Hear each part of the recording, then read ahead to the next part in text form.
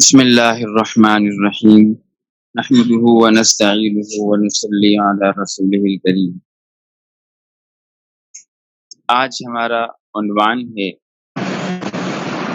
کہ روزے سے تقوی کیسے حاصل ہوتا ہے۔ روزے سے تقوی کیسے حاصل ہوتا ہے۔ اللہ تعالیٰ کا ارشاد ہے کہ تم پر روزے جو فرض کیے گئے ہیں اس کی وجہ یہ ہے لعلکم تتقون، کہ تم ان روزوں کی وجہ سے متقی اور پرہیزگار ہو جاؤ اور تقوی حاصل کر لو۔ تو اب سوال یہ ہے کہ یہ تقوی اس روزے سے کیسے حاصل ہوتا ہے۔ جس طرح آدمی روزے میں اپنے آپ کو کھانے پینے اور اپنے نفسانی خواہش کو پورا کرنے سے روکے رکھتا ہے، اسی طرح اپنے تمام اعضاء و جوارح کو اللہ کے حکموں کا پابند بنا دے اور کسی بھی عضو سے اللہ کا کوئی حکم ٹوٹنے نہ پائے۔ یعنی جس طرح آدمی اپنے منہ پر تالا لگاتا ہے کہ میں نے کھانا نہیں کھانا، پانی نہیں پینا، کسی کھانے پینے کی چیز کو اپنے منہ میں ڈال کر اس کو حلق سے نیچے نہیں اتارنا، یہ تالا آدمی ڈال لیتا ہے۔ تنہائی میں بھی کوئی نہیں دیکھ رہا جہاں پر، وہاں پر بھی آدمی احتیاط کرتا ہے کہ میں نہ کھاؤں نہ پیوں۔ اسی طرح اپنی نفسانی خواہش کو پورا کرنے سے آدمی اپنے آپ کو روک لیتا ہے۔ بالکل اسی طرح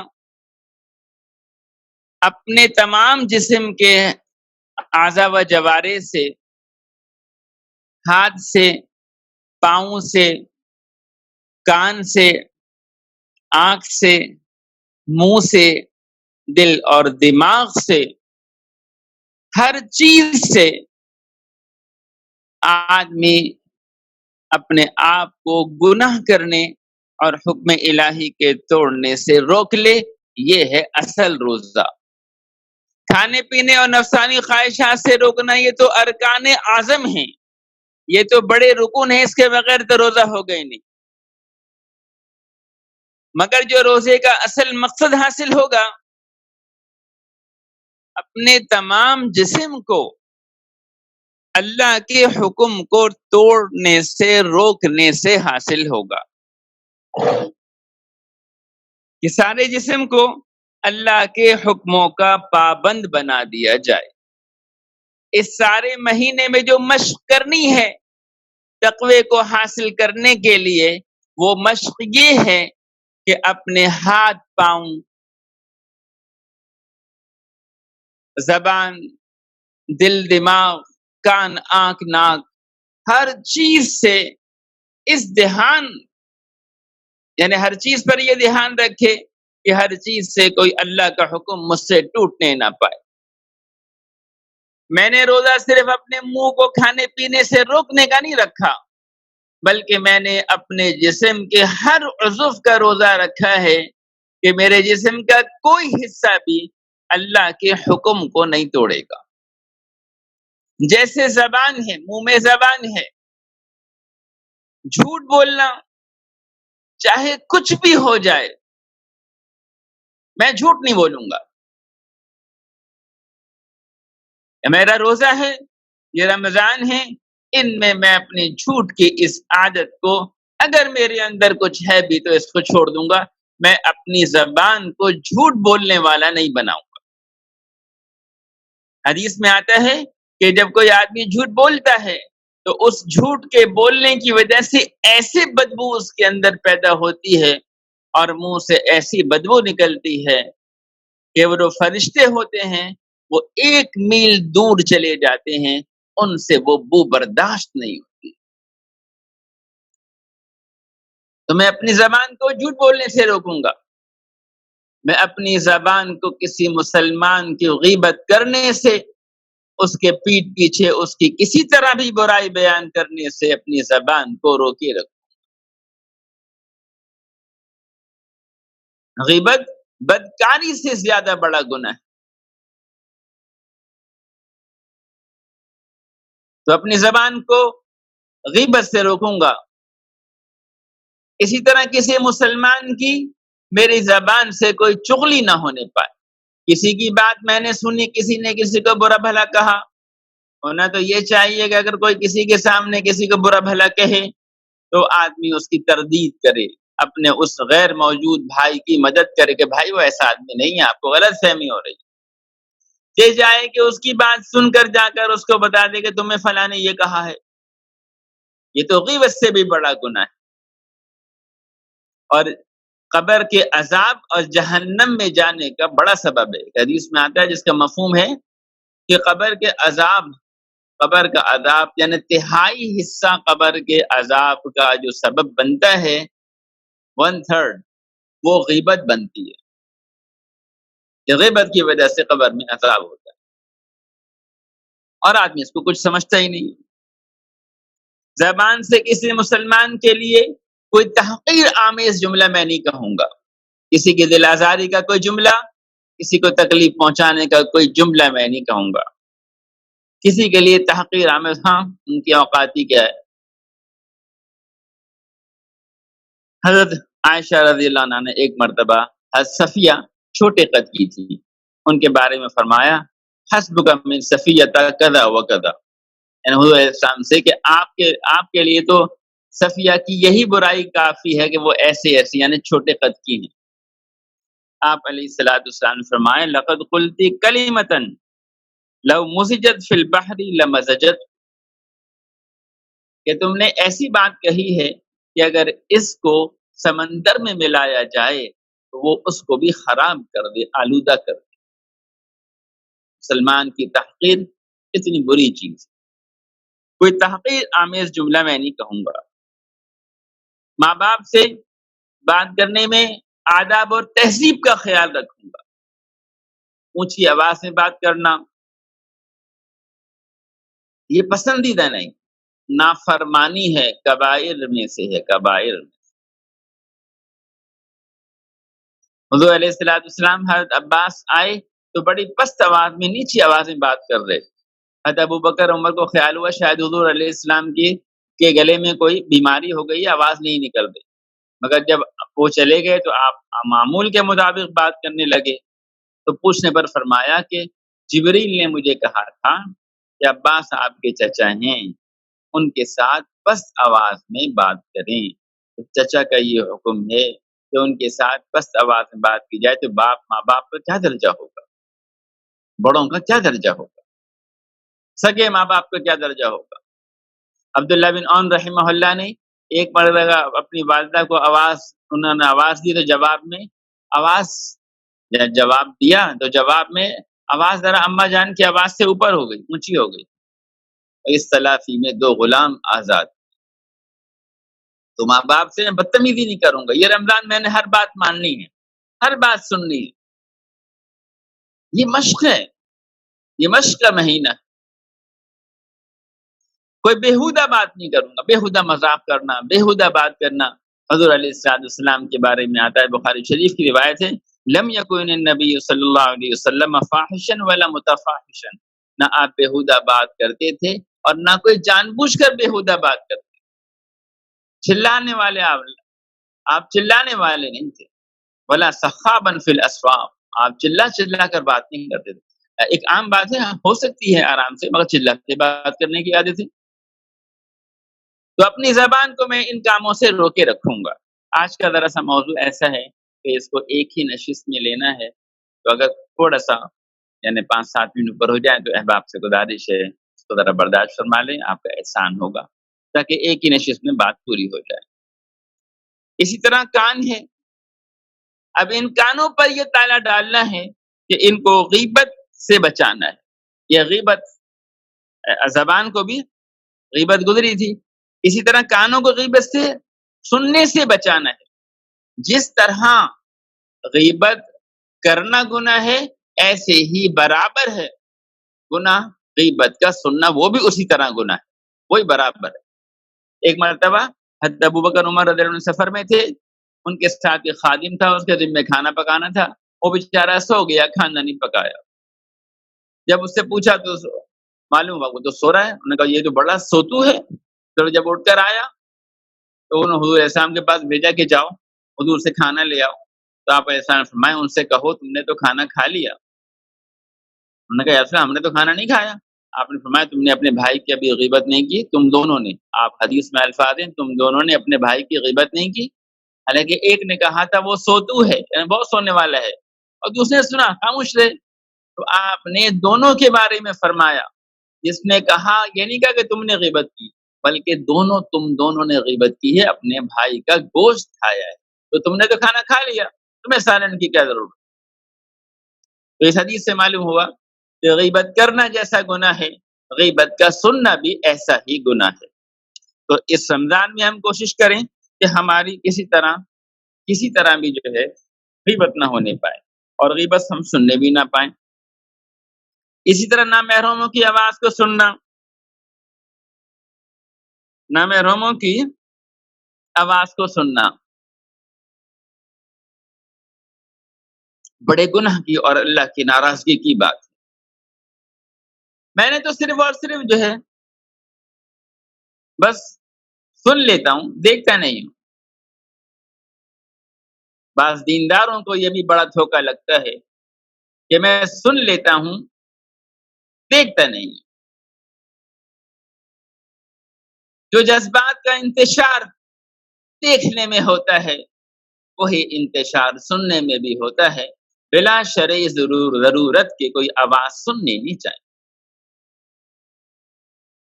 اور وہ اگر وہ گانے کے بول ہوں اور آواز لبھا دینے والی ہو، دل کو مائل کرنے والی ہو، لچکدار لوچدار آواز ہو، تو پھر تو کیا ہی کہنے اس کی برائی۔ اللہ حفاظت فرمائے۔ اسی طرح کسی کی بات کو چھپ کر سننا، کوئی آدمی بات کر رہا ہے، کچھ لوگ وہ چاہتے نہیں ہیں کہ یہ سنیں، اور یہ ان کی آواز کو ذرا سا کان کو اس طرف کر کے یا چھپ کر سنے، یا یہ ظاہر کرے کہ کہیں اور دیکھ رہا ہے، کان اسی طرف لگائے ہوئے ہیں۔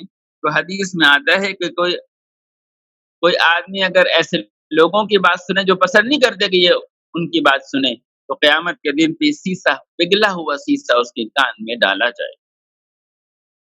اسی طرح گانا سننا،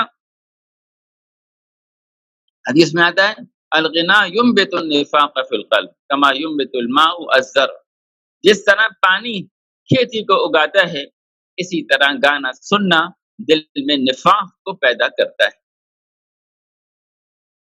اسی طرح بیہودہ باتیں سننا، جب گانا جو بیہودہ باتوں کی ایک قسم اس کا یہ حال ہے، تو بیہودہ باتوں کے سننے، بیہودہ مذاق کے کرنے، اس سے بھی آدمی کو بچنا چاہیے، یہ بھی اسی طرح کا نقصان دہ۔ اسی طرح آنکھ ہے، آنکھ کو نامحرم کے دیکھنے سے بچانا، عبادت کی حلاوت چھن جاتی ہے۔ ہم کہتے ہیں عبادت میں دل نہیں لگتا، رمضان کے دن ہے تلاوت نہیں ہو رہی، رمضان کے دن ہے نوافل نہیں پڑھے جا رہے، سحری میں اٹھتے ہیں، ارے بھائی سحری میں اٹھنے کے بعد تو موقع ہے نا، کچھ آدمی 2 رکعت تو پڑھ ہی لے۔ سحری بنانے عورتیں اٹھتی ہیں، کھانے کے لیے سارے گھر والے سب اٹھتے ہیں، مگر بہت ہی کم لوگ 2 نفل پڑھ کے آ کر سحری کرتے ہیں۔ سحری کے لیے اٹھا جاتا ہے، اس موقع پر بھی عبادت میں جی نہیں لگ رہا، تو ہمارا جی کہیں اور لگا ہوا ہے نا، کچھ اور وجوہات ہیں نا، ہماری آنکھوں کی حفاظت نہیں ہو رہی۔ کہتے ہیں جی میں تو میں بس خبروں کے لیے کھولتا ہوں، تو خبریں کون سی آپ کی محرم پڑھنے کے لیے آ رہی ہیں؟ وہ انداز، وہ لوچ بھرا انداز، اللہ کی پناہ، وہ کہ محرم بیٹھ کے پڑھ رہی ہیں خبریں؟ میں تو جی خبریں سننے کے لیے بس کھولتا ہوں۔ لا الہ الا اللہ۔ اسی طرح کسی کی نعمت، اللہ نے کسی کو نعمت دی ہے، اس کی نعمت کی طرف للچائی ہوئی نگاہوں سے دیکھنا، ہائے ہمارے پاس تو یہ نہیں ہے، یہ اللہ کی جو اس کو دی ہوئی نعمتیں ہیں ان کی ناشکری ہے۔ جو اپنے پاس نعمتیں اللہ نے دے رکھی ہیں، ان کی ناشکری ہے، اس سے بھی بچنا چاہیے۔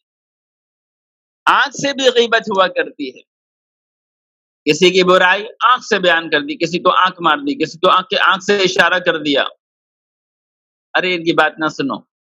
ایک مرتبہ حضور علیہ الصلوۃ والسلام کی جب طبیعت خراب تھی اور آپ صلی اللہ علیہ وسلم کا مرض وفات شروع ہو چکا تھا غالباً، جو اسی کا واقعہ ہے کہ ازواج مطہرات جمع تھیں، صفیہ آئیں اور کہنے لگی یا رسول اللہ جو بیماری آپ کو ہے وہ مجھے لگ جائے، یعنی آپ صحت مند ہو جائیں، محبت کا اظہار فرمایا۔ تو دو ازواج مطہرات غالباً حضرت حفصہ عائشہ نے ایک دوسرے کو آنکھوں سے اشارہ کیا، یعنی آئیں بڑی محبت جتانے والی۔ حضور علیہ السلام نے دیکھ لیا، فرمایا تم نے اپنی بہن کی غیبت کی ہے، کہ اصل ہم نے تو کچھ بھی نہیں کہا، فرمایا تم نے آنکھ کے اشارے سے نہیں کہا، اور پھر فرمایا کہ اللہ کی قسم واللہ انہا لصادقہ، یہ سچی ہے اپنی بات۔ تو کبھی آنکھ سے بھی غیبت ہو جایا کرتی ہے، اس لیے امام نووی رحمۃ اللہ نے لکھا ہے کہ غیبت کسی مسلمان کی برائی کسی طرح بھی کی جائے وہ غیبت ہوتی ہے۔ کسی کی نقل اتارنے کو بھی بعض علماء نے غیبت نہیں لکھا ہے۔ اسی طرح آنکھ سے بڑوں سے نگاہ ملا کر بات کرنا، نگاہ ملا کر غصے میں بات کرنا، نگاہیں نیچی کر کے بات کرنا چاہیے۔ اسی طرح ہاتھ ہے، کسی گناہ کی چیز کو چھونا، کسی گناہ کے آلے کو چھونا، کسی گناہ کی چیز کو چھونا، کسی نامحرم کو چھونا۔ حدیث میں آتا ہے تمہارا ہاتھ کسی نامحرم کو چھوئے اس سے بہتر ہے کسی انگارے کو چھوئے۔ کل قیامت کے دن یہ سب معلوم ہوگا، یہ نفس کے جو چور ہیں یہ کل قیامت کے دن معلوم ہوں گے۔ اللہ حفاظت فرمائے، یوم تبلی السرائر، کہ اس دن ساری پوشیدہ باتیں سب کی کھل جائیں گی، اللہ حفاظت میں رکھے۔ اسی طرح کسی کے ہاتھ سے اشارے سے کسی کی برائی کرنا، کوئی آدمی بات کر رہا ہے اس سے نظریں چرا کر دوسرے کو دیکھ کر کن پٹی پر دائرے بنائے جائیں، بیوقوف پاگل آدمی بات کر رہا ہے، اس کی بات کی طرف توجہ نہ دو۔ کوئی آدمی بات کر رہا ہے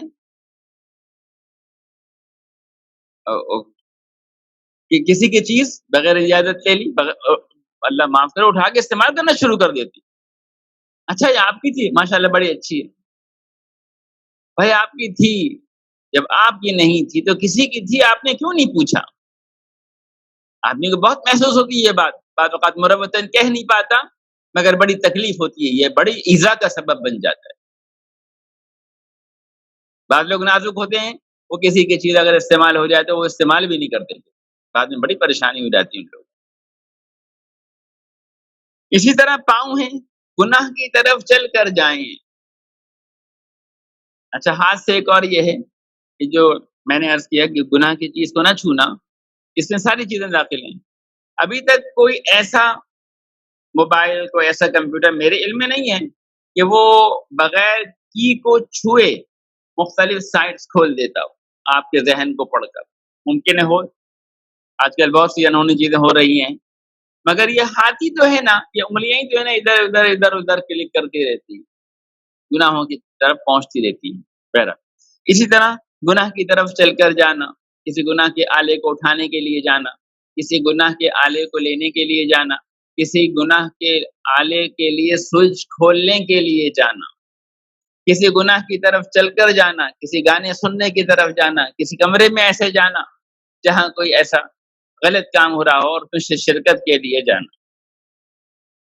اسی طرح ایک مقصد یہ بھی ہوتا ہے کہ ہر معاملے لوگوں کے دخل اندازی کرنا، جسے ٹانگ اڑانا کہتے ہیں آسان زبان میں، یہ بھی ایک گناہ ہے۔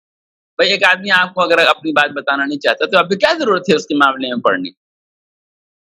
اسی طرح دل، کسی مسلمان کے لیے دل میں کھوٹ نہ ہو، یہ برے ہیں، ایک دل میں کھوٹ، ان کے لیے برائی لے کے بیٹھا ہوا ہے آدمی۔ حضور علیہ السلام نے ایک مرتبہ تین دن تک لگاتار فرمایا کہ ابھی ایک جنتی آدمی آئے گا، اور ایک ہی صحابی آئے تینوں مرتبہ۔ تو ایک صحابی ان کے گھر گئے کہ میں دیکھوں تو ان کا کون سا ایسا عمل ہے جس کی وجہ سے حضور علیہ السلام نے ان کو جنتی کہا ہے۔ 3 دن رہے اور کوئی خاص بات نہیں دیکھی، واپس آنے لگے تو انہوں نے پوچھا بھائی کیسے آئے تھے؟ کہنے لگے میں وہ عمل دیکھنے آیا تھا، آپ کے پاس تو کوئی ایسا خاص عمل نظر نہیں آیا۔ تو واپس آنے لگے تو انہوں نے کہا اچھا ہاں ایک بات ہے کہ جب میں سوتا ہوں تو میرے دل میں کسی مسلمان کے لیے کوئی کھوٹ نہیں ہوتا ہے۔ تو فرمایا یہی تو وہ بات ہے جو ہر آدمی نہیں کر سکتا، ہر آدمی کے بس کی بات نہیں ہے، یہ اتنی بڑی بات۔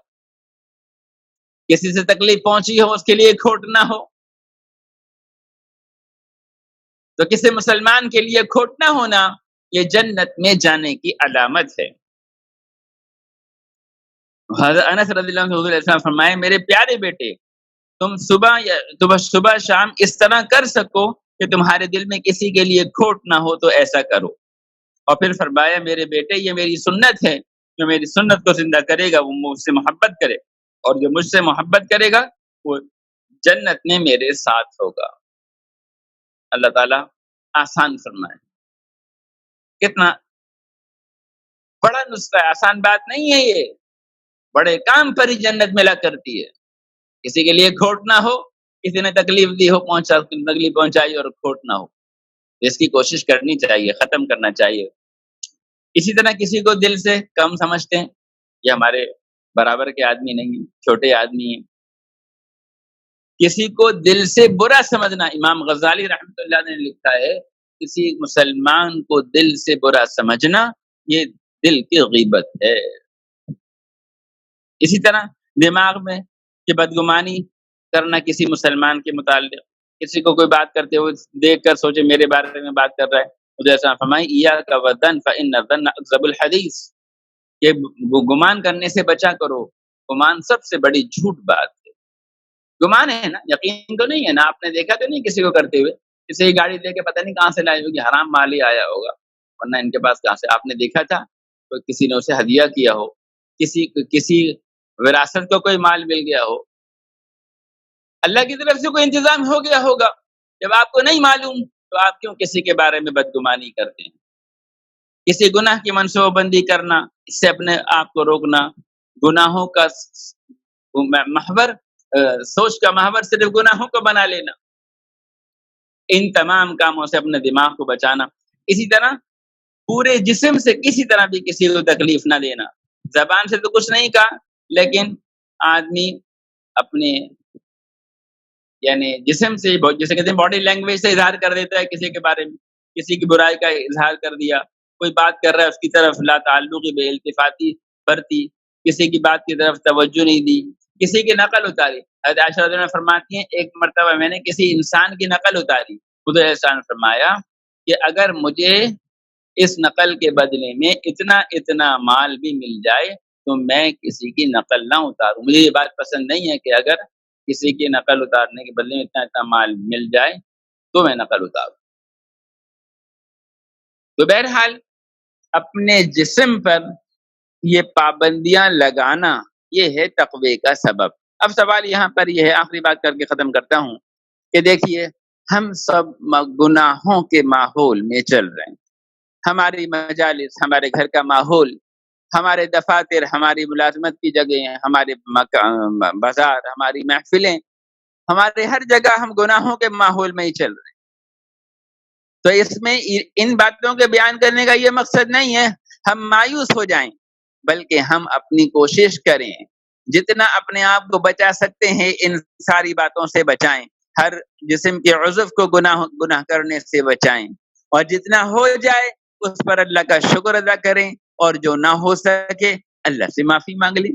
بس یہی عبدیت ہے، یہی بندگی ہے، یہی بندے سے اللہ کو مطلوب ہے، یہی بندے سے اللہ کو مطلوب ہے کہ آدمی اپنی ذات سے پوری کوشش کرے، اور جو ہو جائے اس پر اللہ کا شکر کرے کہ اللہ یہ آپ نے کرایا، اور جو کمی رہ گئی تو اس سے اللہ سے معافی مانگے۔ انشاءاللہ جب 30 دن کا یہ مشق کرتے کرتے اپنی زبان کو، اپنے آنکھ کو، اپنے کان کو، اپنے ہاتھ کو، اپنے پاؤں کو، دل دماغ کو اللہ کے حکموں سے توڑنے سے بچائے گا اور اس کی مشق کرتا رہے گا، جب 30 دن کا یہ اس مشق بھرے دورانیے سے، اس پیریڈ سے، ٹریننگ پیریڈ سے گزرے گا، تو پھر اس کے اندر قوت استعداد پیدا ہو جائے گی کہ اللہ کے حکموں پر چل سکے گا، اور یہ متقی پرہیزگار ہو کر انشاءاللہ ہر سال جو ہے اللہ کے حکموں کو پورا کرتا رہے گا۔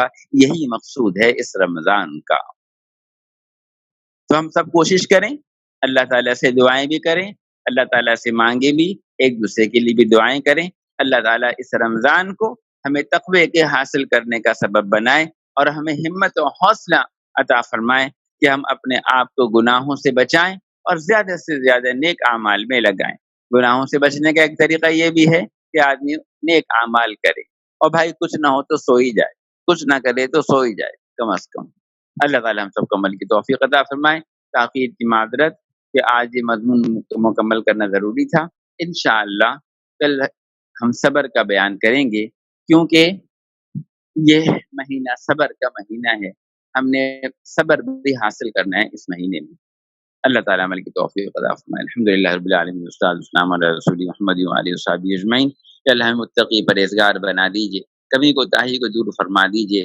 یا اللہ اپنی رحمت سے ہماری مدد فرمائیے، نصرت فرمائیے، اپنے دین بچلنے میں ہمیں ہماری مدد فرمائی، ہمیں کامیاب و کامران فرمائی، دنیا اور آخرت میں کامیابی نصیب فرمائی، دنیا اور آخرت اچھی و بھلی بنا دیجیے۔ محض اپنے فضل و کرم سے ہماری دعا قبول فرما دیجیے۔ وصلی اللہ علیہ نبی کریم، آمین برحمتک یا